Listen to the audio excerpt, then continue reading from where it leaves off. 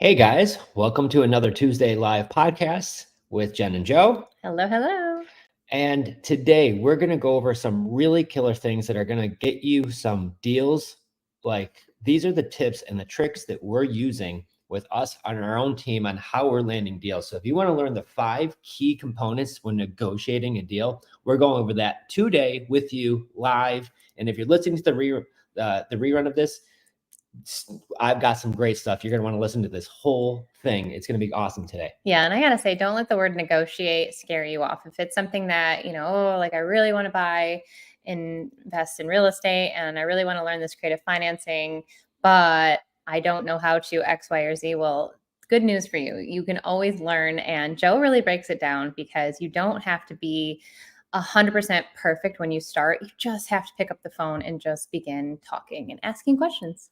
Right. So if you're new and you want to learn how to negotiate from a pro from the beginning and know what you're talking about, we're going to go over that today. So get your notes out. We're going to dive right into it. So the first thing that I got to go over is actually finding motivated sellers. I've been in sales my whole life, and I got to tell you, when you're trying to sell something to somebody who's not interested in what you're buying, you're going to have the worst time trying to sell them anything. You could be the best salesman, but if they don't want what you're buying, you're just with the wrong person. So what we'd like to focus on is spending the most amount of our time with the right people. And this is going to be the key. And this is the really game changer for us. I think back on all the deals that we've done over the last 20 years. And I think about one thing that always was the common theme. These were folks who weren't just thinking of maybe selling their house. They were motivated. They had some real estate thing going on. It wasn't always financial strain. Sometimes they just didn't want this house. Whatever the reason was, though, on the scale of 1 to 10 motivation, 10 being the highest, 1 being the absolute lowest, I would say there were mostly what? 8s, 9s, and 10s. Mhm. Maybe a 7 would squeak in there, but mostly they're on that higher scale of motivation. So what you really want to do is spend the majority of your time with probably the smallest pool of leads. I know when we first got started, how many people did I talk to? And what does that mean, though? I think you need to explain, because like on one hand, you say you got to generate an abundance of leads, Yep. but then while you're doing that, it's through questions that you're asking that then you're going to label them with a motivation number. Yeah. So the one question we're going to get into that is, why are you selling? They're going to divulge other information throughout your conversation, but really, what is their why? And if they start giving you the list of all of the motivated reasons, sometimes they have some financial issues, sometimes they have some pain, sometimes it's just a real estate problem and they don't want this house. I think of Steve. He inherited his grandfather's house, turnkey house, wanted to sell. I think of Francisco. His house was an Airbnb, gorgeous house, gorgeous neighborhood, but he wanted to sell it because he didn't want to have an Airbnb and he didn't want to continue to make that mortgage How about payment. Derek? He just moved to Texas. He just moved to Texas. We just bought his house, okay? And his job transferred him, turnkey house, moved him to Texas. I think of the one we did in Irondequoit, that big fix and flip, inherited mom's house, Yeah. right? And it needed a lot of work. So inherited a house, needed a lot of work. Inherited grandpa's house, turnkey, and had rented to a friend. Was an Airbnb that was, I can't say a failing business, just wasn't putting up what he wanted to, and he was spending too much attention, wanted to just get rid of it. And some of these were really fixer-uppers, but most of these were really nice turnkey houses. So each one of them had some desire. And I could keep going and going and going because I don't always remember their names, but I remember the house, the deal, the numbers, and the weird stuff like that. Yeah. But I think of all the countless deals that we've done over the years, even the more recent ones. When we bought the condo, he wanted to buy a house. He already found it and was like, hey, I don't even want to worry about selling my condo. If you guys could take this thing over, done. The lady in New York, it was a fixer-upper. She didn't want to have to put it in the market and have people trampling through her house. She was kind of a private person. So she didn't want to have the town coming over. Mhm. Not the town, but all the people from the town seeing her house. That one's a lot more popular than I think some people would realize. And again, we have to remind ourselves, being real estate professionals, real estate full-time, we eat, breathe, sleep it. We talk about it like it's our life, right? Like it's just totally normal to buy and sell real estate. But to these homeowners, this might be the first purchase that they have ever bought. Now they're going to sell. And just the thought of, even all of their stuff, going back to Derek, he even apologized. I know you guys said that you buy as is, but I felt really bad, but I left just some stuff and I looked at the photos. The house is perfectly fine. It's just some stuff left behind. And it's a 2-year-old house. Yeah. And so, but the guilt that he felt, because, usually when you leave a house, you have to, and we know from experience, you're supposed to take everything from it, especially if you're selling on market. But the beautiful thing that we can offer sellers as investors is, it's okay. Like, he even accidentally left the cable box behind with Spectrum. So I think we have to return that for him somehow. But, that's the name of the game, is really being able to help these motivated sellers, because when you're dealing with people like that, it is so easy, guys. And I mean that from the bottom of my heart, because if you're dealing with an unmotivated seller who's just, not ready to sell, then it is like stick in mud, right? Like, nothing is moving along. But when you look at the questions getting answered and it's ding, ding, ding, and you're like, he's like, where do I sign? You have a really motivated seller. Yeah. So once again, qualifying, guys, helps you spend the most of your time with the right people. And this is the first step to negotiating deals. If you're negotiating with ones and twos, it doesn't matter how good you are, you're going to feel like you're a loser. I can't do this. It doesn't work, right? You spend the most of your time closing 9s and 10s. Your close rate is tremendously better. You're going to feel more confident. You're going to realize these conversations are much better. So right off the bat, let's help you with that. How to do that, guys? Get a ton of leads. Don't just get 1 lead a month. Don't get 1 lead a week. Get dozens per day. And if you could do it for free, like we talk about, it's a game over, right? But I'm going to dive into number 2. And you already kind of mentioned this, is asking the right questions. Sorry, it's jumping the gun. No, I love it, because it's a perfect transition into number 2. So number 2 is really asking the right questions. You look at all of the top negotiators, and they always talk about being a great question asker, right? So ask the great questions. And this could be many times, even really simple questions.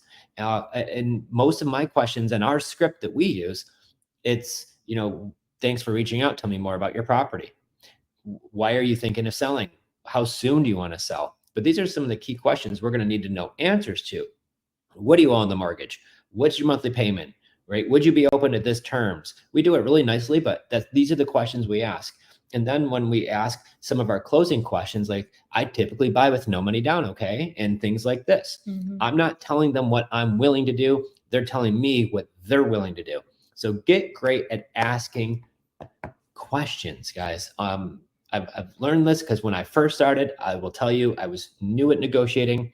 I would start telling them, I would pay this. I'll pay you over asking if I could do this. And you don't have to do any of that.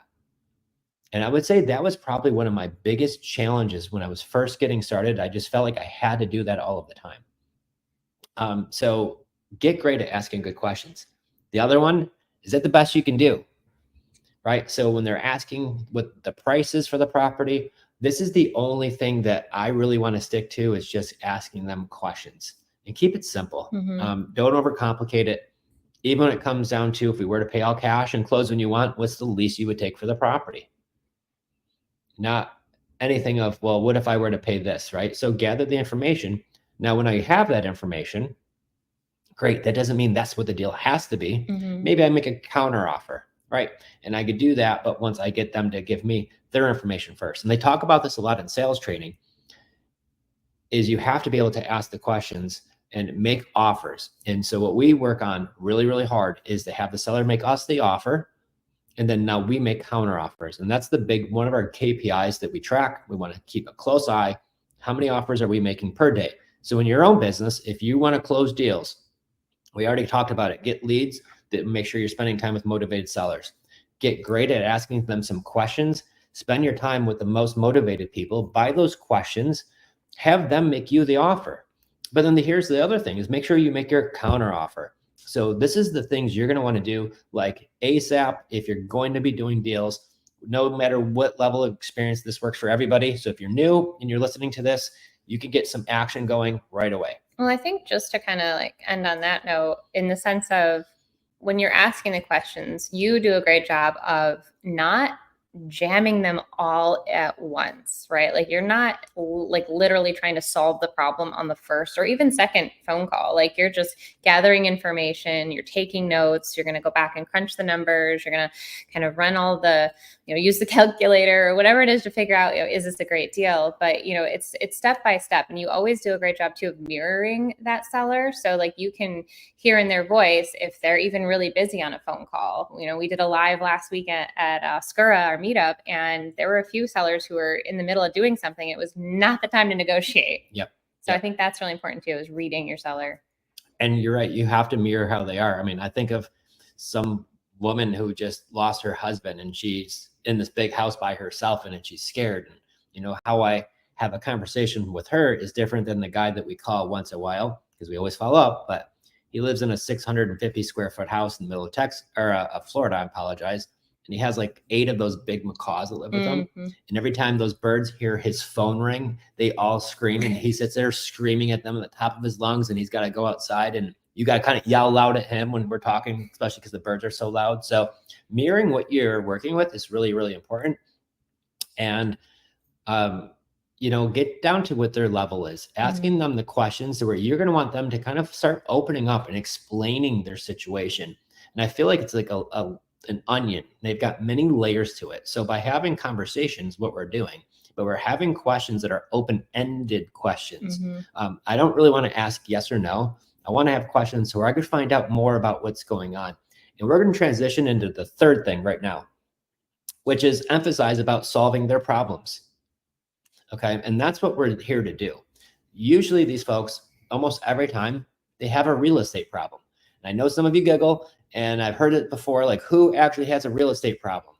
I think, didn't you have somebody reach out before and like, who has an unwanted house or something like that? Yeah, we were trying to boost a post back in the day, and it said, do you have an unwanted property? And it even made me question. And I was like, well, who does have an unwanted property? And then the reality was, like, at one time I had an unwanted property and moved in with you. And, that happens a lot to people who inherit homes, become accidental landlords. They all of a sudden realize that they don't want to be an Airbnb owner. Like, there are so many people out there that do have unwanted properties. Yeah. And so when we were doing that in the beginning, I was thinking to myself, well, they're out there. I know people who we've chatted with before who have these situations that just happen, whether it's a divorce, a death in the family, a job relocation, or just relocating for whatever reason. A change of something happening. Downsizing, where we had a kid, where now we need a bigger house. All of these reasons are what we hear all of the time. And so many people saying from New York, they were moving to Florida. And now in Florida, there's a lot of people that want to move out of Florida because they've been here and realize it's too hot, too many hurricanes. These hurricanes. The insurance, a lot of stuff. So many reasons why. You just have to ask that question. Why are you selling? Tell me a little bit about the situation. Yeah. And so what we're looking to do is find out what their problem is. What is the main root of their desire? So why do they want to solve? We need to find out what the problem is, because we're going to emphasize by knowing what we do, if we could help them or not. And the only way you're going to know this is by asking these questions, right? So my big one, once again, why are you selling the house? Sometimes they say, oh, it's a beautiful house in a beautiful neighborhood. It needs nothing. Have you thought about listing it with an agent? And find out why they are reaching out to you versus listing it with an agent. Maybe they already did. Maybe it is right now. So this is a question I always want to know, because many times they can say, I've already moved. I don't have time to list it. There's a bunch of stuff left at the house. Or it is listed, it's not done. And we get that all the time too. So, but I'll go over a situation yesterday that we did a live seller call on our support group. In our support group yesterday, we did a live call, and I'm talking to a seller, and she wants $215 for her house. It seems to be in decent shape. We figure out it's worth about $250. She owes about $140 on it, so she's got some equity. And she says, well, I don't have a job. I lost my job. I'm behind on payments. The bank's going to come take my house. It's going to go into foreclosure. Ideally, I would like to keep the house. I don't want to leave, but I can't afford the payment if they do the loan modification, because the payment goes up, because my interest rate goes from 3 to, I think it was like 6%. So her payment's going to go up even. And if she's struggling making the old payment, the new payment's not going to make it any better when it's higher, and she's still not working. So she's applying for disability, but it hasn't been approved yet. So she's like, it's a long wait. So she's in a situation where I'm like, obviously we can buy it, but if we do, they were kind of already talking about buying seller financing. And she initially said yes, but she has no money. So in that situation, I was like, your best bet is either to have that listed with an agent, because in your situation, you need to put the most money in your pocket. Yeah. And there's many times where we could buy your house and it makes sense, but the way we would buy this, because it's turnkey, most likely I'm going to buy that with seller financing, which she understood we would buy it. We could give her a small down payment to help her move, but we would just take over her old payment. She's not going to get any equity payments because there was no room in the rent to do that. So in that circumstances, it didn't work out for a deal for her, but it's pointing her in the right direction because we're helping her solve her problem. Yeah. And that's the point of this. And this is where I'm going with this, is we're all here to help people. And yes, there are plenty of times where we help people and just point them in the right direction. And sometimes it's doing business with us. Sometimes it's something else. And there's nothing wrong with that. However, there are plenty of people that we do help and we get paid for doing that too. And it's just help as many people as you can. And I feel like it always comes back to you. So by learning this craft, it's just one extra way to be able to buy a house. If I was only working on, fixer-uppers that I can make offers on, half off on because they need a bunch of work, that's one thing. But what happens with that beautiful house in the beautiful neighborhood that needs nothing, but they really need to sell it? And they listed it with the agent, like you said, and it didn't work. And they're frustrated and they need to go and they need to sell it fast because of some reason. That's why we love creative finance, because now I could buy that without having to get a bank approval, no credit check, and turn that into one of our rentals. Better yet, rent to own, but that's a whole other thing. Well, I think that is something that is so important. Like, I don't know how you're kind of like skimming by it there, but like it's ethical real estate, right? It's like looking at these are people. And I think that's where we're really big on our program, is like getting to the root of the issue, being able to point them in the right direction, because there are people out there who they just look at dollar signs and the next deal and the next closing. But when you are running it like transactional like that, like it can cause a world of problems, first of all, but also like for us, like we always talk about, success is a good night's sleep, right? So like knowing that like you're at least trying to point this woman in the right direction because you really hear like her situation, and just by asking a simple few questions, digging a little bit deeper and really finding out the heart of that. And I think it's a part where some people get nervous to ask those questions because they maybe think it's too personal, but like give yourself permission to do that, because this is a people business. Well, and you hit a spot on the head, because, I love helping people. I just absolutely love to help them. And once again, if there's a way to get them more money for that one property, like what she has said, you never know, because the market where she is, if she sells it even more than she's asking for it, there was a lot of action going on there. It's a pretty nice area. Mm-hmm. So I'm pretty confident she's going to sell the property quickly if she lists it at the right price, which I think 250 is still great. Well, even your buddy today or the other day, you said you were chatting and they inherited a home, and you told, hey, like the best way to do this is do a clean out and list it, Mm-hmm. So it's like you, the investor, might not always be the best fit for someone, and just knowing that, then being okay with that, and just arming yourselves with other tools to be able to say like, hey, this is a great resource, or this is something to try. And, I think this person might be able to help you. Well, so some of you listening, like, hey, your friend reached out, had inherited this house and it needed a bunch of work. Why didn't you buy it, Joe? Mm-hmm. Well, the thing is, I wish it was always that easy, but now you're not dealing with just my friend. You're dealing with other family members who also all have a say on what's going to go on with that property and how they want to sell it and the way they want to do it. And so some situations, guys, like we said, this works. In their situation, because I had the conversation with him, I understand it wasn't just his decision. Because if it was, he would have been like, hey, dude, take this house, pay me, do it. I want you to make money too, because he understands that. Mm-hmm. But once again, when there's multiple family involved, it's not just one person's decision. Yeah. And you got to do the best. And emotions run high. So just remember, like, the situations that you're dealing with. People are usually in stressful situations when they're unexpectedly having to sell a house. But I appreciate the fact that they did reach out. Yeah. That we could have a conversation about it. And this is what it is. But I feel like too, we do plenty of deals. I'd always love to do more. Everybody wants to, but we could do plenty of deals where I want to make every opportunity count and I want to make them all work. But there's going to be some situations where you just know it's not the right fit for what they need to have happen. Mm-hmm. And so just from what you learn, point them and help them. Okay. The next part, number 4, this is going to be a key, guys, is using the right closing phrases. Okay. There always be closing, right? Always. So when we are in a conversation with the seller, there are many times where I don't just ask for the sale or the buy if we're buying one time, right? I might be asking several different times, not like, does it work now? Does it work now? Does it work now? No, I do not do it like that. Okay. Listen to our phone calls. I've recorded a ton of them. They're all online. You could listen to these live calls, guys. There's a bunch out there of me locking up deals. So, but when I'm doing this, I'm setting subtle things in there. So for an example, like one of the things I always want to know, and I have this happen a lot, is sellers going to say, Joe, come see the house. Just come out and see it. Take a look.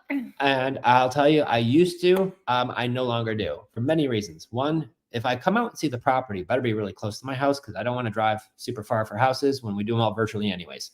But for me, before I go see that house, I need to understand what the price and terms are going to look like before I even go over there. Because once you get there, oh boy, I remember that one time. Which one? Okay, the one that popped in my head where I was stuck at that lady's house for like 3 hours. I don't think I was with you. No, it was that one in Henrietta that I was green pea. I'm like, oh my gosh, she might go do terms. And I got there and she's like, just come look at it. And I did. I didn't think you were coming home then. I didn't know if I was going to get out. It was like I was calling you. I think you had your phone in the car. It was like a scary movie. Nothing bad happened. She was great, but I just couldn't get away. Yeah. 2017 when you first started doing So either way, what you really want to do is make sure. So one of the things I ask is like, hey, if I come out and see the property, are you willing to get the paperwork started right then? Say that one more time. Somebody had an espresso today. I did have Starbucks. I apologize. I did not bring you one. If we come out and see the property, are you ready to get the paperwork started today? I always want to know that, right? And I want to know that. We're going to ask some other questions prior to that, but that is always one question I want to know before I come see the house, right? So if you're going to go see one, make sure you ask them that, because if they say, no, I got to check with the mailman, the milkman, the whatever, you want to stop right there and find out if that's going to stop them or if there's some other conversation that needs to be had. You know, one of the other things too, when I'm starting to go back to the deal, we ask questions. You know, if I do buy and we agree on the rest of the terms and there's no closing costs and fees, what's the least you'll take for the property? Like, they're going to give me their price. I'm going to go over, I typically buy with no money down. These are the things that we're going to go over. But now, once we do go over these things and I know the payment and the term length they're open to, I go back and I usually memorize it, but if not, you could take some notes and I read back to them what we just talked about. And I want to firm it up. So you're saying, Jen, if I buy your house at $200,000 and I give you the $5,000 down, you're open to me taking up your payment and paying that in the next 15 years. Is that right? So that means I have to wait 15 years for you to buy my house? No, I'm going to buy it now. I just got 15 years to pay it off. Sometimes it could be sooner, but I got up to 15 years. Okay. Right? So I'm going back over the same questions and I'm setting this up to a closing. So if I do that, what we just agreed on, do we have a deal? Yes. Okay. So are you ready to get the paperwork started if I get that done right now? Sign me up. Okay. So I'm confirming a close. I'm asking closing questions, and I'm even asking closing questions sooner in the conversation many times. Like, hey, if we could agree on the rest of the terms, are you getting ready to think about selling it now, or would you want to wait a little bit? And if they're like, I need to sell it now, right? So I'm putting us in the frying pan. Okay, great. I think we could do business. So I'm setting it up earlier in the conversation. So when I say things like that, like, oh, good, great, I think we could do business, that's setting a subtle tone in their head that, okay, sounds like this is going to get real, right? So I'm not just going to hit them one time, because also too, maybe that they say no earlier on. Maybe there's something that you just haven't covered yet. Yeah. Right. So it's the worst thing in the world is trying to close somebody who's not there yet. Right. There's some unanswered questions. And then you know what happens when you go to close them. I'm going to help y'all. Joe, that sounds good, but I need to think about it. Ooh, the dreaded think about it. I need to think about it. Okay. I'm helping y'all with negotiating today. So that generally means you probably missed something and you were trying to close too early. So I'm going back over the features of price, the payment, the down payment, the term length. I'm asking them what we just agreed on. You're saying that would work for you? Yes. And if we do that, you're ready to get it started now? Yes. Right? If they say, no, I still need to think about it, I totally understand. Other than those 4 things, what part did you want to think about? Was it like you're going to keep the house and not sell it at all? Or was it just something about those numbers? Well, I really wanted my attorney to take a look at everything. Right. Popular. So it can be just that. But this is how I go over that. I actually agree with them. Yeah, that's a really big decision. I agree. You probably should think about it. But other than the numbers, what part of it did you need to think about? Was it you're not going to consider selling the house and you're going to think about keeping it? Or was it something to do with these? So I'm kind of almost throwing the house back on her lap. Like, you just want this thing because it's so nice. Or is it like, hey, some of these numbers are off? And she might say either, yes, I really wanted $7,000 down, Joe, and you only said 5. And I want to identify what that one thing is. So, and if you don't address that soon enough, you could lose the whole deal. Oh yeah. The next person that calls, offer them 7. Yep. They might offer them 10. I'll do $25,000 down, because you know how sometimes that happens. Some people aren't trained properly. Hey, now that's why we're here to help you, so you don't be that guy or girl. So this is going to be the last thing we're going to go over, is always close with clarity. Okay, we want to be crystal clear on what we're doing. The best thing that we like to do is, once we're making a deal, and okay, so here's the next step is what's going to happen. Everything we just agreed on, I'm going to put it on paper. We're going to go over it together. I'm going to be there to answer any questions that you have, but it's going to be exactly what we talked about. This price, once again, right? That payment again, right? Yep. And that much money down, the $7,000. Yep. And you'll let me do the 15 years. Okay, good. So it's going to say those things, and it's simple, just my name, your name, or my LLC. And do you say like no money down if they've agreed to no money down, or you just, how do you word that?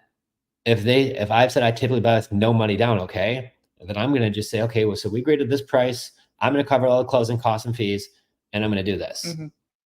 So I'm not going to rub in their face like, I got it for no money down. Right. Well, I think that's a little step there that you just want to like. Don't do that. Right. Right. But that's less is more. Well, I think it's still transparent. They've already agreed on it. Yeah. But I'm not going to continue to bring that up, because that's, well, wait a minute, down payment. Isn't that supposed to be like 30% down? Like the lady said to 30% plus banks are charging 7. So I'm going to charge you 10. Yeah. She's like, well, the banks are charging you 7. So I'm going to want 10, because it's more risk on me, because I'm at a bank and they are. I want you to overpay for my house and then give me $30,000 down for it, or 30%. No, I'm sorry. 20% down. 20%. Oh, she said 30. You're right. It was 30. 30%. Yeah. So yeah. We're obviously, I haven't written that one up yet. Working on her. But so closing with clarity is going to be my key to it. I want them to understand what we're doing. So I'm going to buy it. Once again, once we close on it, it's going to be my insurance policy. I'm going to be paying your payment directly to your lender. Or if it's a seller finance deal, which are my favorite deals, then I'm just going to be paying you directly a payment. It's going to start on whatever date. And sometimes you just really need to reiterate too that like we own the house. I think sometimes the sellers just, well, I don't want to own the house anymore. I don't want to be responsible. And you just, that reassurance and that closing is really important. Yeah. And then the one thing, like you said, I'm letting them know we are purchasing the house. So you're free just to move on. And I will say, if once you explain that to them, because you're not renting it? Like they might even ask you that question at that point, right? So this is why it's really great to make sure you're closing with clarity. There's a lot of moving parts with these deals. Once you've done them, you're going to realize they're not as hard as they sound to be. But for the first few, you definitely need to know, have somebody look over that for you. But I think that's the key, is explaining to them what's going on, so they understand. It's clarity, not the, oh, you never told me that. Right. I'll tell you, I was in sales for 20 years, and you never want to hear that. So get very consistent at your processes of how you're explaining this to them. Make sure you're explaining it. And I'm not picking on anybody, but like at a 6th grade level, and I'm not saying you're talking down to people, but you're just explaining it so crystal clear, not using big investor terms and subject to, and I'm going to buy it with my land trust and the beneficiary and trustee, blah, blah. Okay. It's all going to be in the paperwork, but you're just going to confuse your seller if you're just on this part of closing. And they're going to be able to see all that in writing, sitting with the attorney, the title company. But at this part, that is not the time to give them an education in real estate investing. Yeah. So we explained that we could buy it this way, that we have great attorneys and title companies to cross all the T's and dot the I's. But I'm not going to give a real estate course. Just really come crystal clean on what you're doing. Make sure they get it, you get it. And if all looks good, you put it on paper, guys, and you get the paperwork okayed. Okay. So these are the 5 steps that we do consistently, and what you could do to start getting leads today, to start talking to people, make sure you're spending time with the motivated people, asking the right questions, solve their problems, always be closing, and then close with clarity. So everybody's just fully transparent and on the same page. And if you do good business, like Jen said earlier, the definition of success, good night's sleep. You know it, guys. So make sure that you're always having the proper paperwork, the correct attorneys, title companies, do all of the things properly. This is not a Starbucks closing by any means. We go through all of the right rigmarole, really, all of the little steps that are really, really important, right down to the notary over here at the dining room table. Yeah, so this isn't something that gets closed like I'm drawing up something on a napkin. It's like every deal is professionally closed and recorded. So just do it the right way and don't shortcut it. No. It's never worth it. Now's not the time. Yeah. So cool, guys. High five. Bam. So, all right. So stay tuned because next week we got another banger, guys, for coming for you. So don't want to miss this. And I would also say too, if you haven't already checked us out, we're on all the podcast channels, Spotify, you name them, they're all there. Make sure you're listening. Join our Facebook group. This is a free group for everybody. We share this podcast live. We do Q&A. We're sharing a ton of things. There's even deals in there too. So if you're not part of the Facebook group, go there now. Go join it. Creative Finance Playbook with Jen and Joe.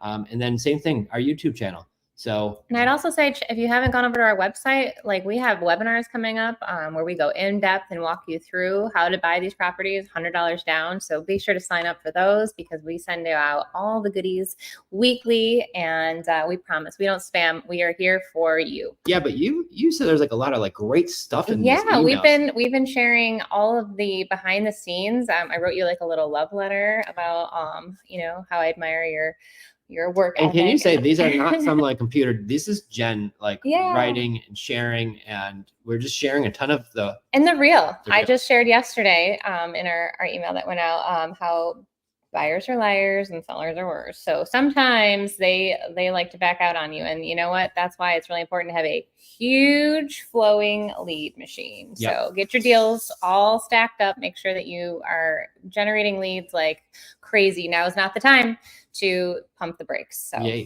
all right, guys, till next time, be sure to subscribe and we'll be back. See you guys.